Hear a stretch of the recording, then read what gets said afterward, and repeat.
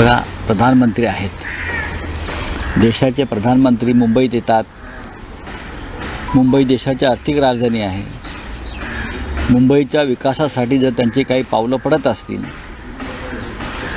निरपेक्षपणे गौतम अडाणीच्या विकासासाठी नाही म्हणत मी, मुंबईच्या. काही लोकांना असं वाटतं की अडाणीचा विकास म्हणजे मुंबईचा विकास. जर मुंबईसाठी येत असतील तर मुंबई सगळ्यांचं स्वागत करते. तर आमचे प्रधानमंत्री आहेत देशाचे. आता धारावीचा प्रश्न आहे. आम्ही त्यांच्याकडे काही मागणी केली आहे, धारावी लुटू देऊ नका आमची. त्या संदर्भात काय घोषणा करतात का पाहावं लागेल आम्हाला. बाकी प्रधानमंत्री मणिपूरला केव्हा जात आहेत हा एक मोठा प्रश्न आहे. ते लवकरच जातील अशी आमची अपेक्षा. आता ते मोकळ्या आहेत. निवडणुका दिल्लीच्या झाल्या की त्यांना फार काही निवडणुकांच्या प्रचाराचं काम नसेल, मग त्याने मणिपूरला जावं.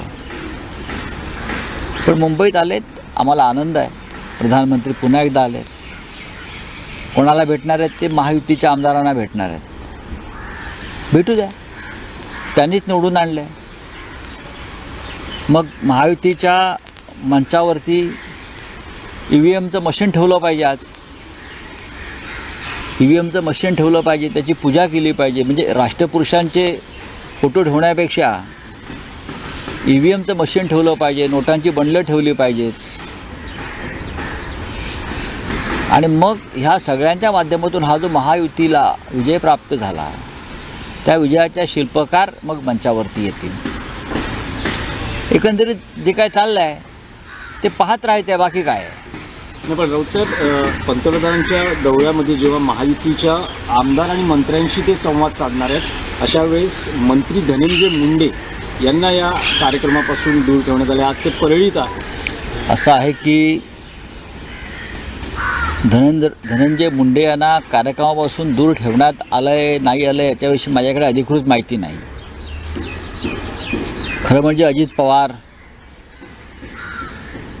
हसन मुश्रीफ असे अनेक मंत्री, बरं का, असे अनेक मंत्री आहेत ज्यांच्यावर स्वतः आमच्या प्रधानमंत्र्यांनी भ्रष्टाचाराचे आरोप केले होते जाहीर मंचावरून. प्रफुल्ल पटेल, मग त्यांना पण दूर ठेवणार आहेत का?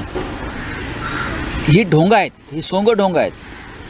अजित पवारांवरती जे प्रधानमंत्री 2 दिवसापूर्वी 70,000 कोटीच्या सिंचन घोटाळ्याचा आरोप करतात, अशोक चव्हाणांवरती आरोप करतात, ते आज मंचावरती असणार आहेत. मग धनंजय मुंडेवरती अन्याय का? जर तसं असेल तर, जर खरोखर तसं असेल तर मुंड्यांवरती अन्याय का? महायुतीमध्ये 40% लोक हे टेंटेड आहेत, कलंकित आहेत. आणि ते कलंकित आहेत हे स्वतः देवेंद्रजी फडणवीस आणि नरेंद्र मोदी हे वारंवार सांगत राहिले. आता ते कसे काय मग स्वच्छ झाले? त्याच्यामुळे धनंजय मुंड्यांना एक न्याय आणि इतर मंत्र्यांना दुसरा न्याय, हा काय प्रकार आहे? हे फार संशोधनाचा विषय आहे.